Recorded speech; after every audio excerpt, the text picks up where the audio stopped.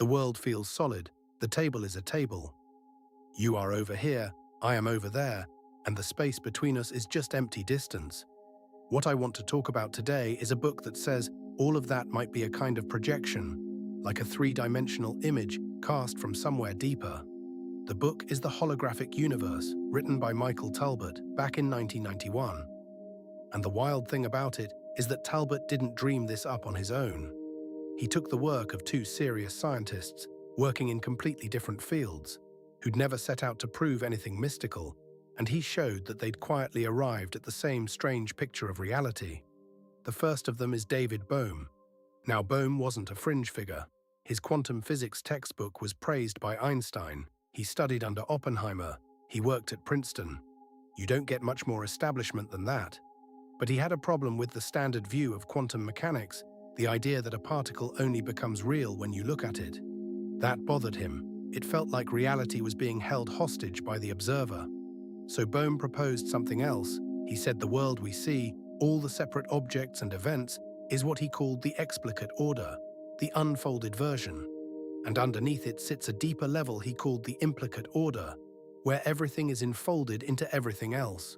No separation, no distance. Even time in there isn't a line you walk along.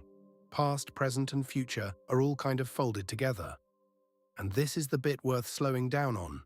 This wasn't poetry for Bohm.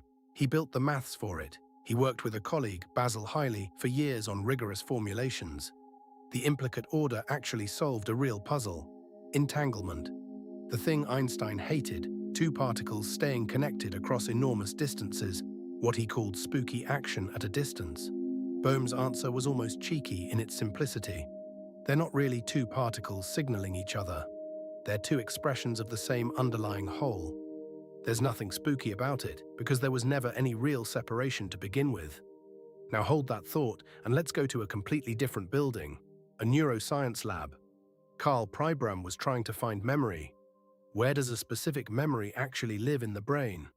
He'd worked with a researcher called Carl Lashley, who trained rats to run mazes, then removed bits of their cortex to find the spot where the memory was kept. And the result made no sense. No matter which piece he cut out, the memory stayed. It got a little fainter each time, but it never vanished. You couldn't find the place because there wasn't one. The memory was somehow spread across the whole brain. Lashley was so stumped, he half joked that learning shouldn't be possible at all. Then Pribram came across holography, and a hologram has this beautiful property. Every piece of the film contains the whole image. Cut a hologram in half, you don't get half a picture. You get the whole picture, just a bit fuzzier. And Pribram looked at that and thought, that's exactly what's happening with memory. The brain isn't storing memories in little boxes. It's storing them as interference patterns, wave patterns, distributed across the whole thing. So now you've got a physicist saying the universe is enfolded, holographic, and a neuroscientist saying the brain is holographic. Neither of them was talking to the other.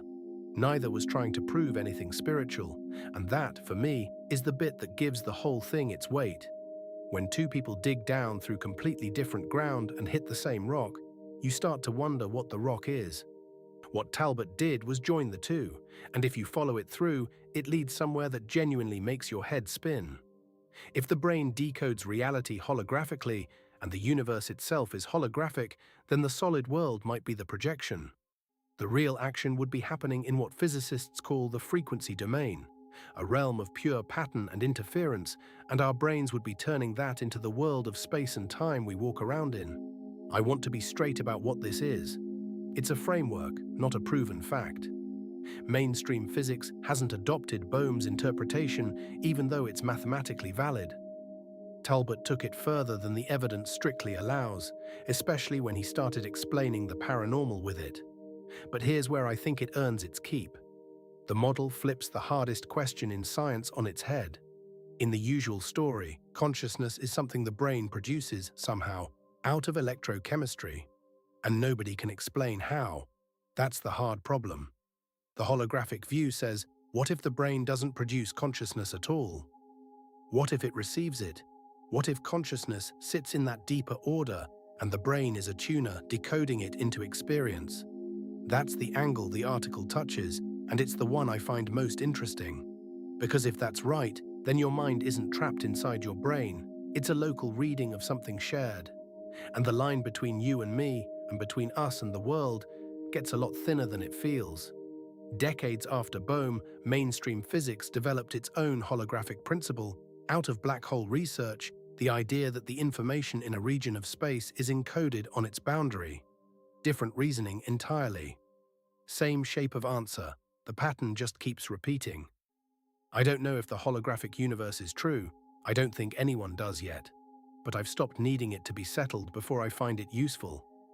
It gives me a coherent way to hold things that the standard picture just shrugs at.